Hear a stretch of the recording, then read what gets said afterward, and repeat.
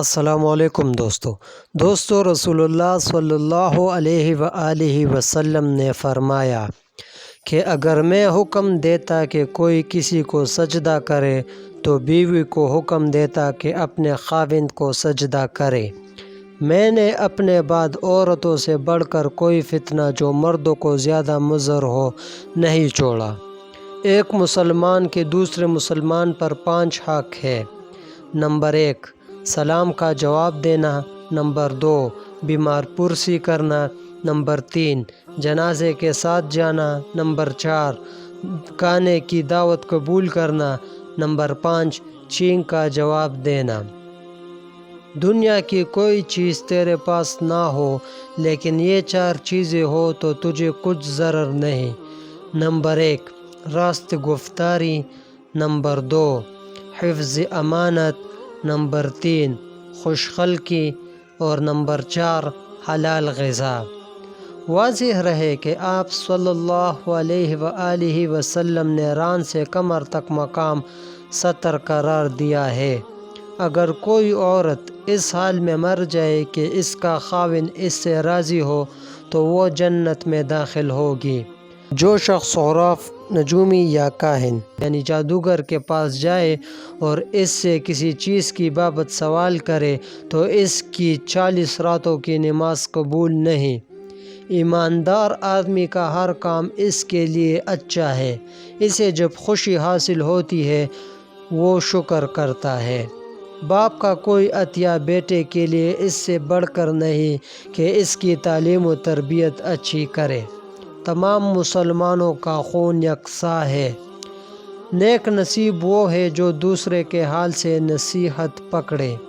آدمی کے 3 دوست ہیں، نمبر 1 مال، نمبر 2 رشتہ دار، نمبر 3 اعمال صالح۔ قبض روح کا ساتھی مال ہے، رشتہ دار قبر تک کے ساتھی ہے، قیامت تک کے ساتھی اس کے نیک اعمال ہے۔ ہر شخص کے مرتبے کا لحاظ ضروری ہے۔ کسی مسلمان کو بہکانا بڑی خیانت ہے۔ مسلمانوں کی مثال ایک عمارت جیسی ہے کہ اس کے اجزاء ایک دوسرے کے ساتھ وابستہ ہے۔ سچ بولو خواہ کسی کو ناگوار ہو، برے ساتھی سے تنہائی اچھی ہے۔ غرور یہ ہے کہ حق سے انکار کرے اور لوگوں کو ذلیل سمجھے۔ اپنے مسلمان بھائی سے ملتے وقت مسکرا دینا بھی صدقہ ہے۔ اچھی بات کہنا اور برائی سے روکنا اور بھٹکے ہوئے کو راہ دکھانا بھی صدقہ ہے۔ جو وعدہ پورا نہیں کرتا اس کا کوئی دین نہیں۔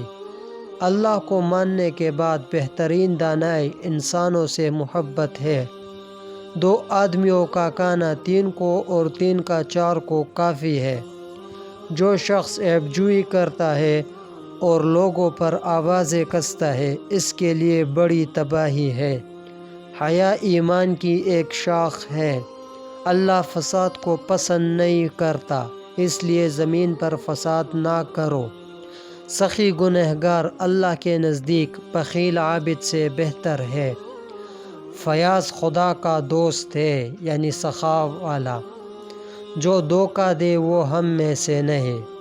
وہ قوم کبھی پاک نہ ہوگی جس میں کمزور شخص اپنا قرض وصول نہ کر سکے۔ نماز پاکیزگی کے بغیر قبول نہیں ہوتی، نہ چوری کے مال سے صدقہ ہے۔